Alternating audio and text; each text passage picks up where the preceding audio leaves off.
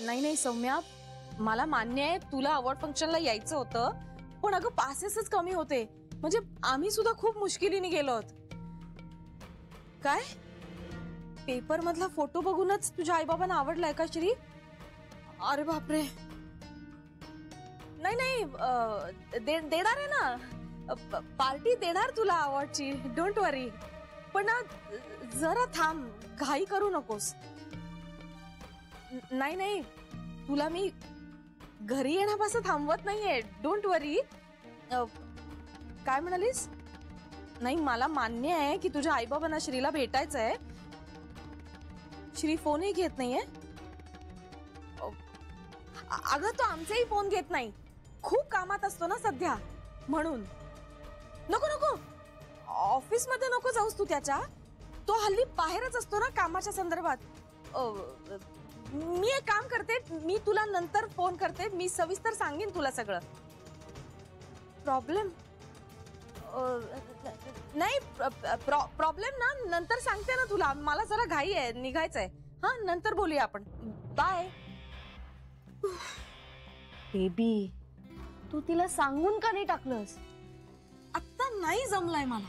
म्हणजे अगं इतके दिवस पुढाकार घेऊन मीच सगळं जुळवून आणलं ना, आता कसं सांगू तिला? बेबी तू तिला जितक्या लवकर सांगशील तितक्या लवकर तूच सुटशील. हे सगळं ना त्या जान्हवीमुळे झालंय. आता हे सगळं बोलून काय उपयोग आहे? श्रीच्या तोंडाला तिच्या भावाने काळं फासलं तरी लाज वाटली नाही तिला. बेबी अगं सोड ना हे सगळं. तुम्ही सगळे कसं विसरू शकताय? माझ्या तर डोक्यातनच जात नाही. आता मला नाही जमणार तिच्याशी पूर्वीसारखं वागायला. मला ना नवल आईचं वाटतंय. काय झालंय काय तिला? असं कसं तिने माफ केलं? आणि आता कुठे गेली तिची तत्व? स्वतःच्या सख्ख्या मुलांना कधी इतकं पटकन माफ केलं नाही तिने. हिला कसं काय माफ केलं एवढ्या पटकन? हिच्यामुळे एवढं सगळं झालं, श्रीचा अपमान झाला, आपली मानहानी झाली. आई कसं विसरली हे सगळं? का हार्ट अटॅकने तिची पर्सनॅलिटीच बदलली आता? आणि श्री एवढा पुळका होता तिचा, तर नोटीस कशाला पाठवायची? एवढंच तोंड करून बसला होता जेव्हा आपण त्याला विचारलं होतं, आठवतंय की आम्ही बोलू का जान्हवीशी? तर तोंड वर करून म्हणाला होता या घरात जान्हवी परत येणार नाही. मग आता काय चाललंय? आता काय उत्तर द्यायचं मी त्या मुलीला? तिने ते सगळं सिरियसली घेतलं. आणि श्रीच्या अवॉर्डची बातमी पेपर मध्ये आल्यामुळे त्याला ग्लॅमरही मिळालाय. त्याच्यामुळे ती आता माझी पाठ सोडायलाच तयार नाही ग. बेबी म्हणूनच म्हणते सांगून टाक तिला. सरू मला जाम भीती वाटतेय ग. मी आशेला लावलं त्या मुलीला. आता मी कसं फेस करू तिला? काय सांगू? मला काही कळतच नाहीये. पण सांगावं तर लागेलच ना. काय वाटेल सौम्याला? आता जे वाटायचंय ते वाटेल. हे बघ बेबी, फोन कर तिला आणि सांगून टाक सगळं. माफी माग तिची. मला ना राग येतोय सगळ्यांचा, धुमसतोय. तो लावारच असतो ना तसं वाटतंय मला. सगळे कुणीही यातनं सुटणार नाहीये. आईचा तर मला जास्तच राग आला.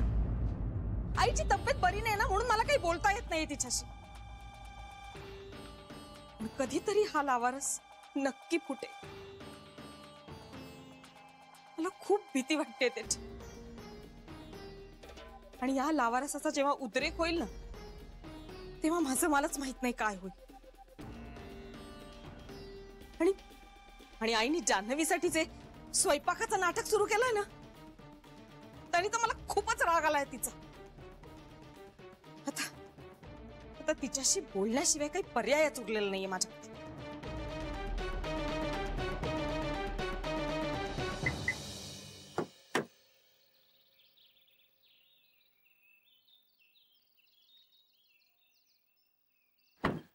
श्री सही हवी होती. वरच नाही का घ्यायचीस मग मनीष? अरे सॉरी राहिला.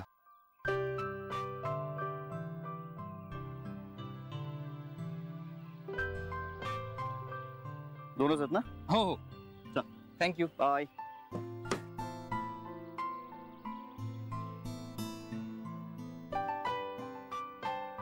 R you okay? मी पीएचडी करणार आहे. कशात? आई आणि सुनेच्या कचाट्यात सापडलेला बिचारा मुलगा या विषयावर पीएचडी करणार आहे मी. अरे हो खरंच. अरे आता माझं लग्न झालंय ना, तर आईला असं वाटतं की आपला मुलगा गेला, आपला मुलगा बायकोच्या आहारी गेला. आणि हेच मी बायकोला समजवायला, गीताला समजवायला गेलो तर गीताचं काय म्हणणं आहे, आईचीच बाजू घ्यायची होती तर माझ्याशी लग्न का केलं, का केलं माझ्याशी लग्न. ह्या सगळ्यामध्ये माझं काय होतंय ते सँडविच होतंय माझं. पण मला ना कधीच कळलेलं नाही की या बायकांचा नेमका मुद्दा काय असतो. नाही मुद्दे काहीच नसतात, कुरबुरी असतात. नाही, पण काहीतरी विषय तर पाहिजे ना. पोझिशन असतं ना, पोझिशन आणि इगो. मला का नाही विचारलं, मला सांगता नाही येत. खाली ना तुला माझी काही किंमतच नाही राहिली. कसं समजवायचं ह्या लोकांना, काय सांगायचं. नाही मला तुझं पटतंय.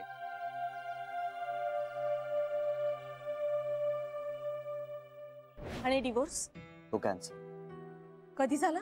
बरेच दिवस झाले. आणि हे मी विचारल्यावर सांगतोयस का तू? माझ्या लक्षात नाही. एवढी मोठी गोष्ट. I am sorry. सॉरी म्हटलं की झालं का सगळं? बेबी ते खरंच पण माझ्या लक्षात नाही राहिलं. मी आता काय करू सांग. माझं ऐकशील असं वाटत नाहीये मला. बदललाय. तुझं बरं आहे श्री, तुझं बरं आहे. तुझ्या सगळ्या आया एकदम समंजस आहेत आणि बायको सुद्धा. हो समंजस आहेत. पण तू हे सगळं मॅनेज कसं करतो? मॅनेज करतच नाही. आई नावाची सुनामी आणि बायको नावाचं चक्रीवादळ या छान हेलकंडत असतो मी, पालापाचोळ्यासारखा. इकडून तिकडे, तिकडून इकडे चालू असतंय. वा वा वा, क्या बात आहे. तू म्हणजे एकदम कवी वगैरे झालायस. म्हणजे अरे लग्नाचे घाव सोसतोय बाबा, लग्नाचे घाव.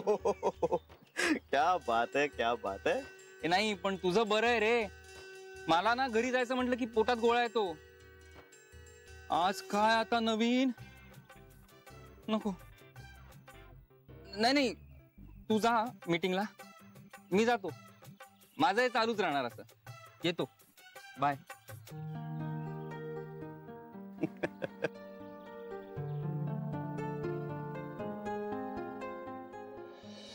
आता अगदी कमाल झाली आहे तुमच्या हटवादीपणा पुढे.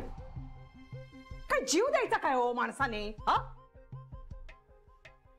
एवढं कसलं तुमचं हे वागणं, आणि काही कळत कसं नाही तुम्हाला? आणि काय आदर्श ठेवता येईल का पुढे? उद्या त्याचं लग्न झाल्यानंतर बायकोशी तोही असाच वागला, मग देवा ब्राह्मणांच्या साक्षीने गळ्यात हे काळे मणी घातलेत ना, निदान त्याची तरी चाट ठेवा तुम्ही. तू तरी ठेवलीस का चाड त्या काळ्या मण्यांची? चाड नाही ठेवली तर काय? तुटपुंजा संसार म्हणून कोणाबरोबर पळून नाही गेले हात धरून? मी काही पळून नाही चाललोय, सांगून सवरून निघून जातोय घरातून. हो, आणि मी ही संसार तुटपुंजा आहे म्हणून निघून गेले तर? वेळीच गेली असतीस तर बरं झालं असतं. वा, हेच ऐकायचं बाकी राहिलं होतं. आता माझ्या आयुष्याचं ना नुसतं सार्थक झालं. आता आणखीन काय काय ऐकायचं राहिलेलं आहे? पांडुरंगा, ए रे बाबा, मला आता हा माणूस मला आणखीन काय काय दिवस दाखवणार आहे देवच जाणे. चित्याची खोड काय मेल्याशिवाय जायची नाही, आणि ह्यांच्या स्वभावात काय बदल व्हायचाच नाही. मी किती सहन करू, आणखीन किती सहन करू? मला नाही आता सहन होत हे. त्यापेक्षा काय तो एकदाचा सोक्षमोक्षच लागू देत ना, म्हणजे तुम्ही सुटाल आणि मी पण सुटेन ना. कुठे निघालात, कुठे निघालात तुम्ही? आज मला काय तो सोक्षमोक्ष लावायचाच आहे. बस झालं आणि खूप झालं तुमचं. तुम्ही जाल ह्या भीतीने माझा पोर झोपेत न दचकून जागा होतो. रात्रभर झोपत नाही. सतत ती टांगती तलवार त्याच्या डोक्यावर. कशासाठी विचारतेच मी जानूला. आम्ही जगायचं कसं तूच सांगा मला. लेकरू माझं डोळ्यात पाणी आणून तुम्हाला सांगतंय, पण तरी तुमच्या मनाला पाझर फुटत नाही. जानूलाच सांगते मी, काय मेलं नसतं टेन्शन. अरे आता वय झालंय, आपण आराम करावा, बसून खावं प्यावं, रामराम म्हणावं. तर हे कसले नसते चाळे तुम्हाला? सारखं आपलं बॅग भरून जातोय जातोय जातोय. लोक ना शेण घालतील आमच्या तोंडात. तुम्हाला नसली ना तरी आम्हाला लोक लज्जा आहे. आम्हाला या समाजामध्ये राहायचं आहे. पिंट्याचं सगळं व्हायचंय, अजून त्याचं लग्न व्हायचंय, मुलं बाळ. हे सगळं बघायला नको, याचा विचार करायला नको आपण? तुमचं आपलं बरं आहे. तुमच्या लेकीचं लग्न झालं, तुमचं जीवित कार्य संपलं सगळं. पिंट्याचं अजून सगळं व्हायचंय. तोच आपला बावळट सारखा आपला ताई ताई बाबा बाबा करत राहतो. आता ना सगळं सोक्ष मोक्षच लावते मी. जानूला फोन करते आणि तिला बोलावूनच घेते आणि सांगते तुमची सगळी नाटकं. घरात बसत नाहीत, खात पीत नाहीत, सारखे आपले बाहेर फिरत राहतात. अरे एक तर पाय धड नाहीये, बाहेर गेल्यानंतर काही पडलं झडलं तर ते केवढ्याला पडेल आपल्याला सांगा ना. कळत नाही का तुम्हाला? लहान आहात का तुम्ही आता?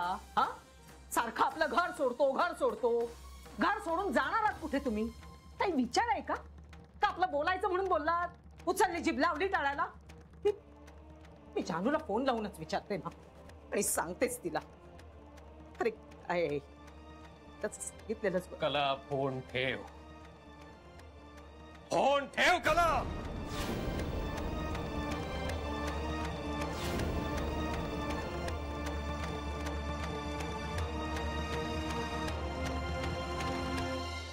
आई मी हात जोडून विनंती करते तुला, आत्ता एवढ्या मोठ्या आजारात न उठलीयस, कशाला दगदग करतेस परत? दगदग नाही होतय मला. काय दगदग होत नाहीये? आता आजारी पडलीस ना. अगं शरीर आहे बेबी, बिघडायचंच कधीतरी. तेच म्हणते मी. आई तुझं वय झालंय, हळूहळू शक्ती कमी होत जाते. म्हणूनच ऍक्टिव्ह राहिलं पाहिजे. तिच्यासाठी करतेस ना एवढं? आमच्यासाठी केलंस का कधी? तू कशी वाढलीस असं वाटतंय तुला? लहानपणाचं नाही म्हणते मी. तुझ्या जन्मापासून सगळं करत आलंय तुझ्यासाठी. ते तू प्रत्येकाच्या जन्माच्या वेळेला केलंस. श्रीच्या वेळी वहिनी प्रेग्नेंट होती तेव्हा तर साधा चहा सुद्धा तुझ्या हातचा द्यायचीस तू. हो ना, म्हणजे सकाळचा चहा, नाश्ता, जेवण, रात्रीचं जेवण, मधल्या वेळचं खाणं, फळं, अगदी झोपताना केशर घातलेलं दूध सुद्धा. खूप लाड केले आईने माझे. म्हणजे अगदी बातमी कळल्यापासून श्री 2 वर्षाचा होईपर्यंत सगळं केलं आईने माझं. ते ठीक आहे, श्री होता ना तुझ्या पोटात. पण हिचं काय एवढं कौतुक चाललंय? आई मला हे अजिबात आवडत नाहीये तू तिच्यासाठी एवढं केलेलं. बेबी तुझा प्रॉब्लेम काय माहितीये तुला? काय? तू सत्याच्या जवळ जातेस पण सत्य पाहत नाहीस. म्हणजे काय? सगळ्याच गोष्टी उलगडून सांगायच्या नसतात बेबी. आई देवशी जेव्हा माझं भांडण झालं होतं ना तेव्हा सुद्धा तू असंच काहीतरी अनाकलनीय बोलत होतीस. मी साधच बोलत होते. तू नीट लक्ष दिलं नाहीस म्हणून तुला ते अनाकलनीय वाटलं. वहिनी तुला कळतंय ती काय म्हणतेय ते?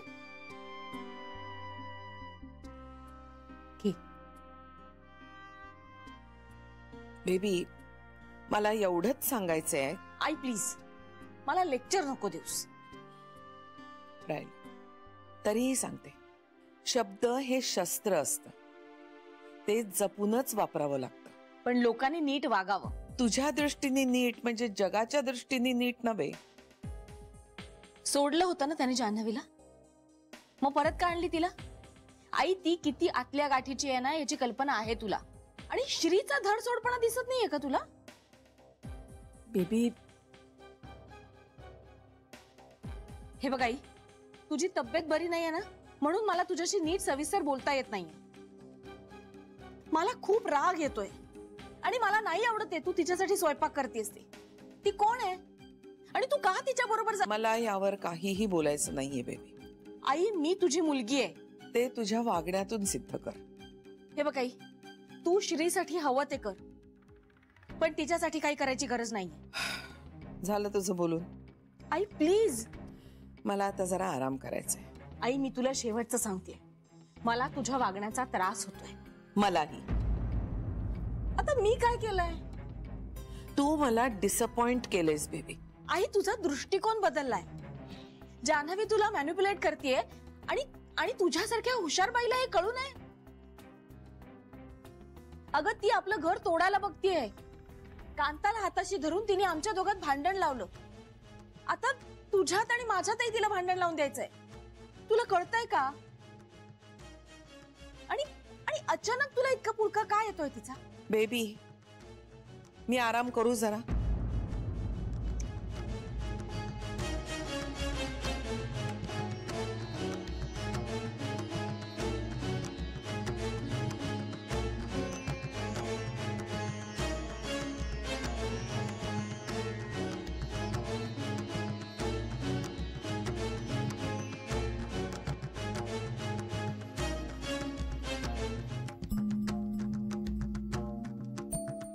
माझी काही बाबा हिंमत झाली नाही जानूला फोन लावायची. मी काही केलेलं नसताना तिचा संसार मोडला म्हणून माझ्यावर चाळ आला. आता आणखीन काही बोलायला गेलं तर काहीतरी उलटसुलटच होऊन जायचं. त्यापेक्षा नकोच ते. जानूच्या बाबतीत ना काही पडायचंच नाही आपण. अगदी कानाला खडा लावलाय मी. काही झालं तरी आपण भाग घ्यायचा नाही. शेवटी ती आणि तिचं नशीब. जे काही व्हायचं असेल ना ते होईल. देवाने पण कुठल्या मुहूर्तावर जन्माला घातलाय मला देवाच ठाऊक. नशिबात 2 पैशाचं सुख नाही मिळालं, ना पैसा अडका मिळाला, ना सोनं नाणं मिळालं. आपली माणसं तरी मिळाली. सगळं नशीब उपडच माझं.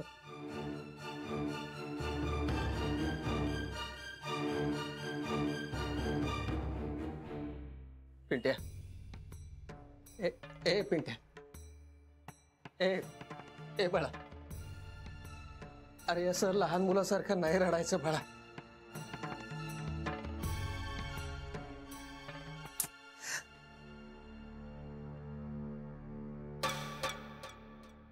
पिंट्या, ए पिंट्या, इकडे बघ, इकडे बघ, इकडे बघ.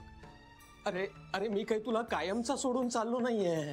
पण जायची गरजच आहे का? ए बघ, तुला वाटेल ना तेव्हा तू मला भेटायला येऊ शकतोस.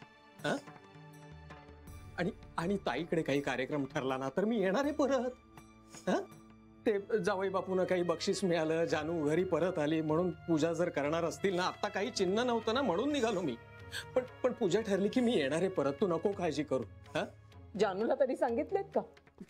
हे बघ पेंट्या, तू सावर आधी स्वतःला रडू नको. आणि हे बघ, मी कितीही दूर गेलो तरी तुझ्यासाठी सदैव उपलब्ध आहे. हा? तुझ्या आणि ताईमध्ये जीव अडकलाय रे माझा. बाबा, मग ताईचं काय? मी उद्या तिला बँकेत जाऊन सगळं सांगणार आहे.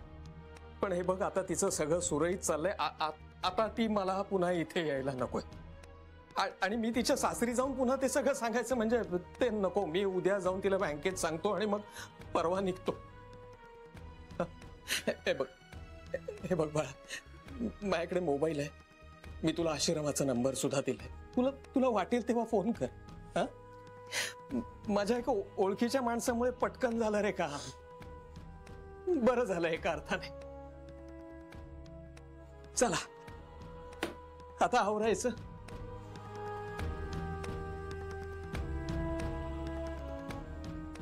काय फार राहिलंच आहे काय म्हणा आता आवरायला.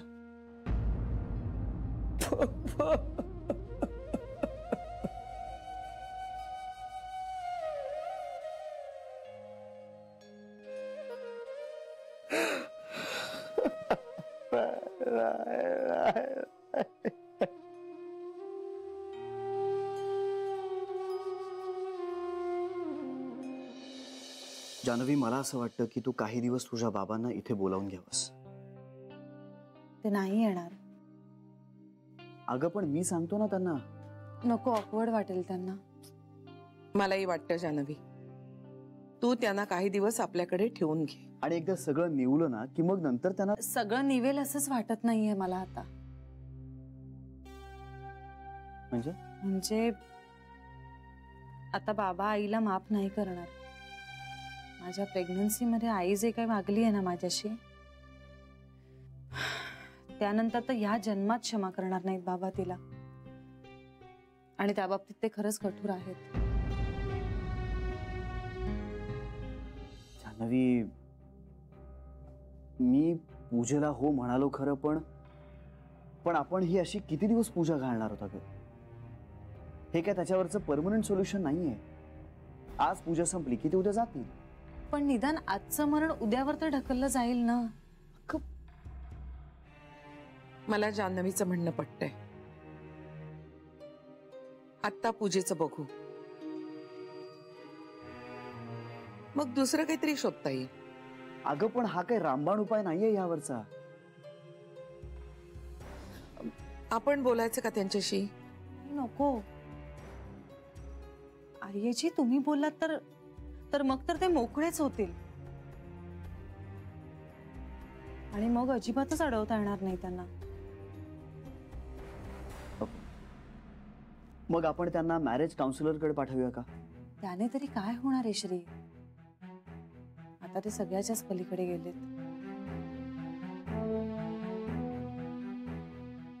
बरं, मग त्यांना जर वेगळं राहायचं असेल तर मग आपण निदान काहीतरी मदत तर करूया.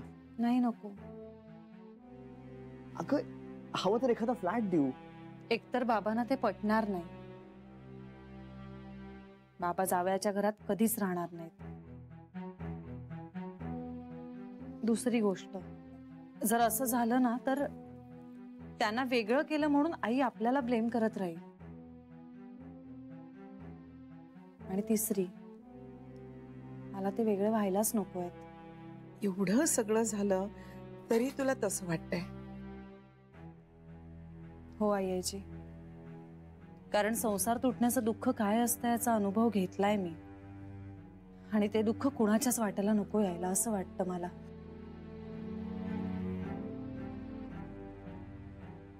मला मान्य आहे माझ्याशी आई चुकीची वागली, पण पिंट्यावर आणि बाबांवर तिचं मनापासून प्रेम आहे. इतकी वर्ष निमूटपणे तिने संसार केलाच की. तिला हवं त्या गोष्टी तिला संसारात नाही मिळाल्या म्हणून तिने कधीच संसार नाही मोडला. आणि यासाठी आपण तिला 100 पैकी 100 मार्क्स द्यायला हवेत.